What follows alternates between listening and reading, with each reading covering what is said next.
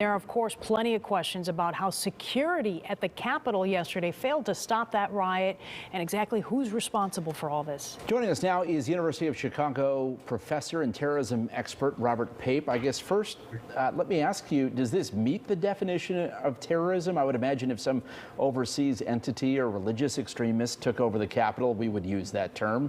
What say you? You're exactly right. The classic definition of terrorism is a violent act intended to stoke fear in a target audience for a political purpose.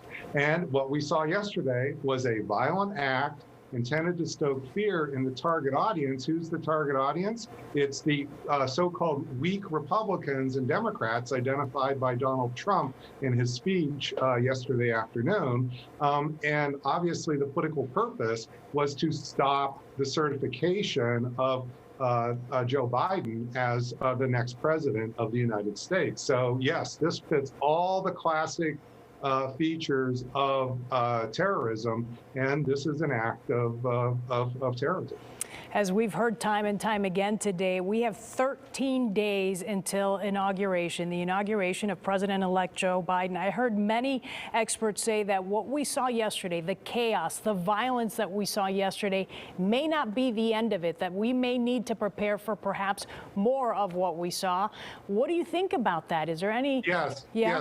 Yeah, so I started to sound these kind of concerns back in October when I said, given the behavior of President Trump, this would not all be over on Election Day. People then thought, well, the potential violence was just November 3rd. And I was saying, no, the potential danger zone could go well through January 6th. And unfortunately, that's what we've seen. Well, now that we've actually seen an act of extreme violence here that is, right at our Capitol, unfortunately, this has actually mobilized and galvanized many of those pro-Trump individuals. And so what we have now going forward is a continuation of this danger zone.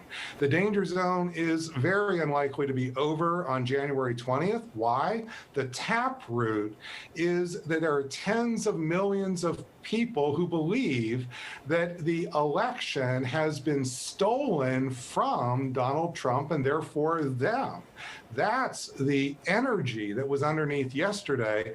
And that energy is very unlikely to be dissipated by January 20th. Do you blame people for believing that, though, when you have the President of the United States, you've got right-wing media and others, drumming? I come at this from a perspective of studying events like this around the world. Now, here's what's important about democracy, which is democracies always have a tender period where before an election, there's a legitimate leader. Then you have an election. Then there's a period of time until you have the new leader who's now legitimate in office. That period of time is one that in our lifetimes has never been a danger zone. Mm-hmm. Why? Because the loser has given the concession speech. Right. You see, there's always large numbers of people that have thrown their lives into helping someone win an election. When that person loses, their whole lives, they feel like a kick in the chest. It's emotional. Well, it's the concession speech that gives us democracy.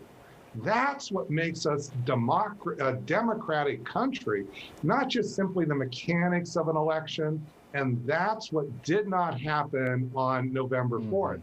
That's why it was so clear to me that November 4th was really the time we knew that this was going to be, unfortunately, bad, because the opposite of the concession.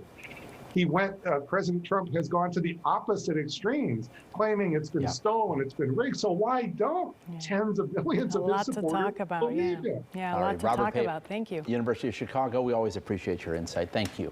Glad to help.